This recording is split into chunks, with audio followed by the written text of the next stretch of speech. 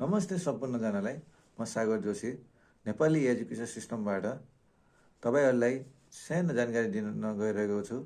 तपाईँहरूलाई जानकारी त थाहै होला, विद्युतको चाहिँ फर्म खुलिसकेको छ र त्यो विद्युतको सिलेबस तपाईँहरूले कुन ठाउँबाट पाउनुहुन्छ होइन, अनि कस्तो खाले आउँछ मोडेल, त्यसको बारेमा सानो जानकारी दिनेछु। त्योभन्दा अगाडि तपाईँहरूलाई कुन लेभलमा कति पैसा लाग्छ अनि यो डेट कहिलेसम्म छ त्यसको सानो जानकारी दिनेछु। ढिलो नगरी तपाईँले यो भिडियो अन्तिमसम्म हेरिदिनु होला। पहिलो चाहिँ तपाईँको लेबर 10 को लागि फी राख्नेछ 2000, लेबर 8 को लागि फी राख्नेछ 1400, लेबर 7 को लागि फी राख्नेछ 1200, लेबर 5 को लागि फी राख्नेछ 800।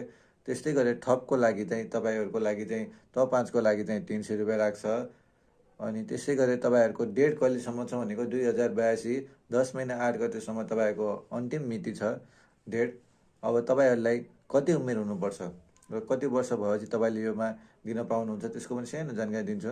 उमेर चाहिँ तपाईँहरूको हकमा छ 7 लेबरको लागि 21 देखि 35सम्म पुग्नुपर्छ 7 लेबरको लागि। त्यस्तै गरेर 5 लेबरको लागि तपाईँहरूलाई 18 वर्षदेखि 35सम्म पुगेको हुनुपर्छ। 35भन्दा माथि भएपछि तपाईँले दिन पाउनुहुन्न।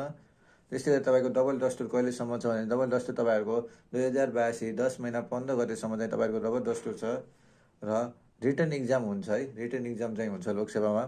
र यसको चाहिँ पहिलो पेपरमा तपाईँहरूले नाम निकालेर मात्र दोस्रो पेपरमा तपाईँले दिन पाउनुहुन्छ, नत्र पहिलो पेपरमा तपाईँले नाम ननिकाले पनि दोस्रो पेपर दिन पाउनुहुन्न। अनि तपाईँले मोडेल कस्तो आउँछ त्यसको लागि तपाईँले हाम्रो अर्को भिडियो हेर्न सक्नुहुन्छ, त्यसमा हामीले अपलोड गर्नेछौँ।